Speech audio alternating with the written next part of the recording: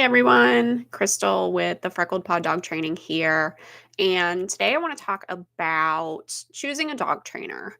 There's so many people in the world that claim that they can help you and your dog, but how do you choose who to trust? First, you need to determine what you need from your trainer. The animal training industry has no regulations in place to keep consumers safe. That means that anyone can throw up a website and a Facebook page and charge you money to work with your dog. There are many trainers who can help you with raising a puppy or basic manners for a well behaved pet. The most important thing to look out for should be the methods used to train the dogs in front of them. Are the dogs happy and engaged with the humans in the pictures on their website? Are they panting? Are they making themselves small? Are they turning away from their owners or their handlers?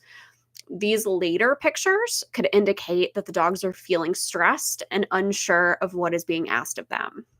This chronic stress leads to minor issues becoming much more difficult to handle down the line. Has this trainer been working with clients long enough to know how their methods impact the dogs in the future? Certifications, while important, are limiting financially. They can be expensive as an upfront cost, and some are only offered twice yearly, leaving out a very capable population of trainers who really can help you. Continuing education for remaining current on these certifications can also be costly. Just like every aspect of the science industry, things change regularly.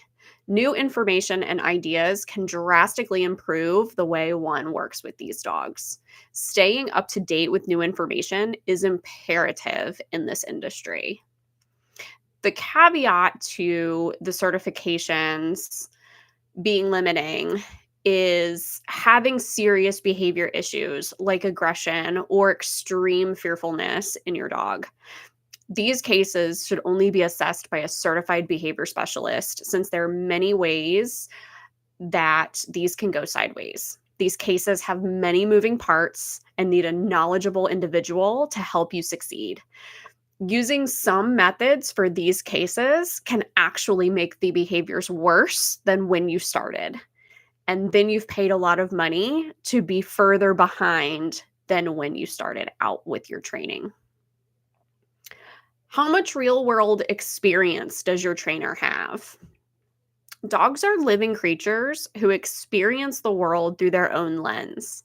Your trainer should be able to identify when your dog is having a hard time and give you information on how to help them be successful. They should also be able to identify when a task has become too difficult or the environment too stressful and be able to adjust their plan accordingly. Dog training, while based in science, also becomes an art when you have to change plans due to unforeseen circumstances. Unfortunately, we cannot train our dogs in a bubble, so your trainer should be able to adjust to changes on the fly while also supporting you and your dog.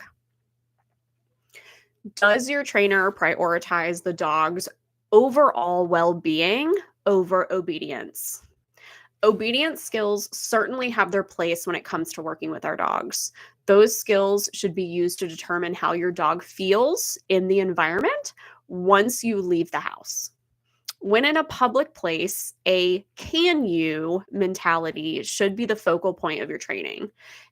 If you know your dog can sit on cue in multiple places at home but cannot in public, that becomes important information that you have chosen a training location that might be too difficult for your dog.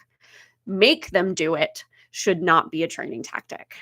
This will save you much grief in the long run. While I choose not to use prong and e-collars on my own dogs, I also realize I do not work with other dog trainers. I work with the dog-loving public.